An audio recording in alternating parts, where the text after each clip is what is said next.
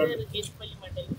ఈ cyclone effect వల్ల బాగా వర్షాల వల్ల బాగా నీటి మట్టం పెరిగిపోయి మన మూసీ ప్రాజెక్ట్కి చాలా నీరు చేరుకుంది. దానివల్లన ఇవాళ పొద్దున తెల్లారుజామున 6 గంటలకి 49,000 క్యూసెక్ నీళ్లు విడుదల చేసినారు. దానివల్ల మన భీమవరంలో ఈ కాలువ పొంగిపోయి రోడ్డు పైన బాగా నీళ్ళు వస్తున్నాయి. కాబట్టి ప్రజలకు అందరికీ సూచన ఇవ్వడం ఏంటంటే జాగ్రత్తగా అప్రమత్తంగా ఉండి ఇటువైపు ఎవరు రాకుండా పైగా బ్యారికేడ్స్ పెట్టి పోలీస్ వాళ్ళును రెవెన్యూ స్టాఫ్ అందరూ ఉన్నారు.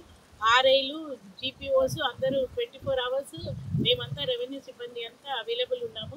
ఎవరికి ఎటువంటి హాని జరగకుండా చూసుకోవడానికి ప్రజల తరపు నుంచి కూడా మేము కోరే సహకారం ఏంటంటే ఇలాంటి వాటర్ చెరువుల దగ్గరికి కుంటల దగ్గరికి బ్రిడ్జ్ల దగ్గరికి రాకుండా కొంచెం జాగ్రత్త పడాలని, మరియు కరెంటు వల్ల కూడా షార్ట్ సర్క్యూట్స్ అయ్యి కూడా కొంచెం ఇబ్బందికరంగా ఉంటుంది.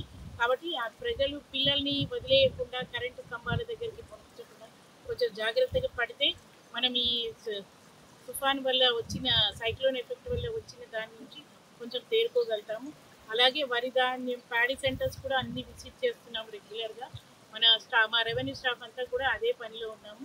కొంచెం జాగ్రత్త పడి ఎండ వచ్చినప్పుడు మాత్రమే ఎండబెట్టుకొని మిగిలిన టైంలో రాత్రిపూట దాన్ని కవర్ చేసి పెట్టుకుంటే మాయిశ్చర్ రాగాల్ని మొత్తం లిఫ్ట్ చేసేటట్లు చూస్తాము. నా పేరు శ్రవణ్ కుమార్ అండి. మాది భీమవరం కేతపల్లి మండలం నల్గొండ జిల్లా. ఈ మూసీ మీద ఉన్న ఈ క్యాజ్వే అనేది హైట్ తక్కువ ఉండడం వల్ల ప్రతి సంవత్సరం ఏరు వచ్చినప్పుడల్లా వర్షాలు వచ్చి ఏరు వచ్చినప్పుడల్లా చాలా ఇబ్బంది అవుతుంది. రాకపోకలు బంద్ అవుతున్నాయి. రోడ్డు కూడా డబల్ రోడ్డు చేస్తామన్నారు. గత తెలంగాణ ప్రభుత్వం నుంచి ఇంతవరకు కూడా రాలేదు. మొన్న మంత్రి గారు కూడా హామీ ఇచ్చారు వేస్తామని, ఇంతవరకు అది కూడా కాలేదు. అదే కొద్దిగా బ్రిడ్జి హైట్ అయితే రాకపోకలకు చాలా ఇబ్బంది లేకుండా ఉంటుంది. ప్రతి సంవత్సరం ఈసారి ఇది 3వ సారి ఈ సంవత్సరంలో రావడం. ఏరు వచ్చిన వల్ల ఇబ్బంది అవుతుంది.